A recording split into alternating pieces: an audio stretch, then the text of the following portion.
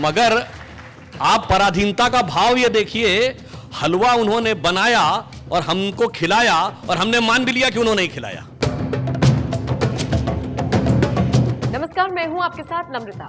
बहुत बड़े नेता को पहचान पाए या नहीं, जो आज में सेक्युलर राजनीति है, जिनके लिए दुर्गा पूजा जरूरी नहीं बल्कि धर्म विशेष का पोषण करना और उनके त्योहार को तवज्जो देना जरूरी है।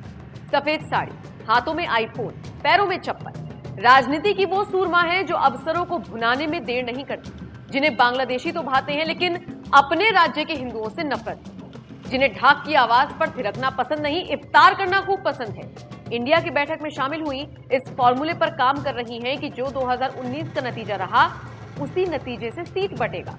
तभी खूब चक्कर लगा रही हैं कि पटना से बेंगलुरु और मुंबई तक में फॉर्मूला सही बैठा तो कांग्रेस की बोहनी तो हो जाए, लेकिन लेफ्ट जैसे दलों का तो बोरिया बिस्तरा समेटवा दे। खैर, सफेदी की चमकार लिए ममता अपनी राजनीति को लाख चमकाएं, लेकिन बीजेपी के राज्यसभा सांसद डॉक्टर सुधांशु त्रिवेदी ने जो आईना दिखाया वो आज में सेक्युलर राजनीति को शायद भाए नहीं। जब गन्ना नहीं पाया जाता तो शक्कर कहां से आई? अब दूसरा कॉन्स्टिट्यूएंट है उसका घी। किसी भी चीज का आप हलवा बनाएंगे तो घी और शक्कर तो चाहिए। घी कहां होता है? जहां प्रचुर मात्रा में दूध होता है। दूध से दही, दही से मक्खन, मक्खन से घी बनता है। अब जहां ऊंट का बूंद बूंद दूध मिलता है वहां कहां से दही, कहां से मक्खन, कहां से घी आया? मगर आप पराधीनता का भाव ये देखिए, हलवा उन्होंने बनाया और हमको खिलाया और हमने मान भी लिया कि उन्होंने ही खिलाया। आज हमें इस विचार से भी बाहर निकल, मैंने एक छोटा सा उदाहरण दिया कि इस बड़ी चीजों से लेके कि हम राष्ट्र के रूप में हमारा अस्तित्व नहीं था, वहां से लेके छोटी छोटी हर खाने की चीज हमारे पास बाहर से आई, ये विचार हमारे दिमागों में इस कदर पैबस्त है। और एक और छोटी सी बात बताते हैं आपको, जैसे हम भाषा की बात करते हैं तो संस्कृत, हिंदी और अन्य भारतीय भाषाओं में जितने स्वर हैं वो क्या हैं? आ, ई, उ, ओ, अंगा। ठीक। अंग्रेजी में 5 वॉवेल क्या हैं?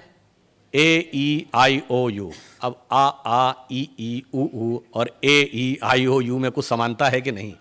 अब कुछ बताने की आवश्यकता किसने किससे नकल किया होगा, मगर इसके बावजूद हमें लगता है कि वही सही है। और फिर इतना ही नहीं, अगर आप व्याकरण की दृष्टि से देखें तो हमारे जितने भी स्वर हैं वो इतने व्यवस्थित ढंग से, अभी कई बार कहते हैं ना कि भाई भाषा या संस्कृति और भाषा के साथ जुड़ी रहती है, उसमें 2 चीजें हैं, विचार और वैज्ञानिकता। अब वैज्ञानिकता में देखें तो हमारे जैसे अंग्रेजी में कहते हैं ना ABCD पढ़ा है, तो हिंदी के लिए क्या कहते हैं? काका काका पढ़े हो क्या? तो जब आप का बोलते हैं तो जबान कहां लगती है? खा और पीछे, गा और पीछे, घा और पीछे, अंगह गले पे, बिल्कुल आपके फोनेटिक्स कंटूर के अनुसार। तथा तथा ना, पापा पापा मां, सब होंठ के साथ, टटा टटा ना। और ये ऐसा नहीं है, ये सब संस्कृत से निकली भारतीय भाषाएं हैं। राज्यसभा सांसद सुधांशु त्रिवेदी टीवी चैनल्स पर डिबेटों में लेफ्ट लिबरलों से लेकर सेक्युलर राजनीति करने वालों के पैरविकारों को खूब सुनाते हैं। अक्सर आपने सुना होगा कि भारत में पहले बोलकर पढ़ाने की परंपरा थी, यहाँ लिखा नहीं जाता था। लेकिन सोचिए जरा, जिस देश में सबसे पुरानी सभ्यता हो, जहाँ सबसे पुरानी लिपि हो, वहां ऐसी बातों को कहना भला तर्क संगत है क्या? तो पहले क्या था, एक दौर में जब ताम्रपत्र के ऊपर लिखा जाता था तो वो हार्ड कॉपी थी, फिर भोजपत्र सॉफ्ट कॉपी हो गई, फिर भोजपत्र हार्ड कॉपी हो गई, कागज सॉफ्ट कॉपी हो गई। अब कागज हार्ड कॉपी है और ये डिजिटल जो कॉपी है वो सॉफ्ट कॉपी है। पर अगला चरण क्या हो सकता है? जो डिवाइस के अंदर ट्रांसफर्ड है वो हार्ड कॉपी है और जो माइंड से माइंड ट्रांसफर्ड है वो सॉफ्ट कॉपी है। और उसके पीछे एक कारण भी है। जैसे आप किसी से कहें संस्कृत का राग आप किसी को लिखकर समझा सकते हैं? नहीं। अब मैं पुनः आ रहा हूं, भाषाओं के अंदर जिनके अंदर वैज्ञानिकता और ध्वन्यात्मकता है, वो ध्वन्यात्मकता बोलकर ही बताई जा सकती है, वो लिखकर नहीं बताई जा सकती। जैसे छोटी और बड़ी आपको बोलकर ही आप बता सकते हैं, लिखकर नहीं बता सकते। और हमारे यहां तो हर मंत्र का एक लय, हर चीज एक छंद में लिखी गई है। वैदिक गणित के श्लोक भी छंदों में लिखे गए हैं। छंद बोलकर बताया जा सकता है, लिखकर नहीं। जैसा मैंने एक बार पहले भी बोला था, जैसे उदाहरण के लिए आजकल बहुत प्रचलित है शिव तांडव स्तोत्र। अब कभी आप उस पर ध्यान दें तो उसके अंदर जो एक रिदम है कि जटाटवी गलत ज्वल प्रवाह पावि तस्तले गले वलंबे लंबिताम भुजंग तुंग मालिकाम, और आगे डमट डमट डमट निनाद वड्डम रवयम चकार चंड तांडव तनोतुना शिवा शिवम। अब मैं चुनौती से कहता हूं, कोई डमट डमट डमट निनाद वड्डम रवयम लिख के समझा दे। इसलिए मैं कहता हूं उन्होंने, और उनकी तो अभी साइंस अब जाके पहुंची, अब एक नई जो latest theory after Higgs boson आने लगी है, आप सबने सुना होगा स्ट्रिंग थ्योरी। स्ट्रिंग थ्योरी ये कहती है कि सब वेव्स हैं और पार्टिकल क्या है, जहां पर दो वेव्स का सुपर इंपोजिशन होता है वहां पर एक पैकेट ऑफ एनर्जी बन जाता है, वो पार्टिकल की तरह बिहेव करने लगता है। हमारे यहां तो सदा से कहा गया कि संपूर्ण विश्व जो है वो एक लय के कारण अस्तित्व में है। इसीलिए डूम की जो हिंदी या संस्कृत या भारतीय भाषा में क्या कहा गया, प्रलय।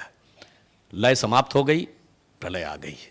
लय अस्तित्व में आई तो जगत का अस्तित्व आ गया। इसलिए सृजन भी लय से होता है, और जब तांडव करते हैं शिव तो वो भी लय के साथ करते हैं। इसीलिए मैथमेटिक्स हो या आयुर्वेद के श्लोक हो, सब के सब लय में है। इसलिए मैंने सिर्फ ये कहा, इसको समझने में कई बार हमारे मन में गहरा कंफ्यूजन है, उस कंफ्यूजन से हमें बाहर निकलना होगा।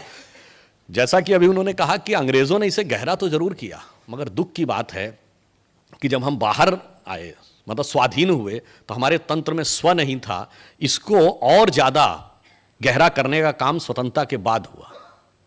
और यह मैं इसलिए भी कहना चाहता हूं कि अगर आप लोग कभी ध्यान दें, अब तो बहुत सारे आर्टिकल्स, बहुत सारे फैक्ट्स डिक्लासिफाइड होकर विदेशों से बाहर आ गए हैं।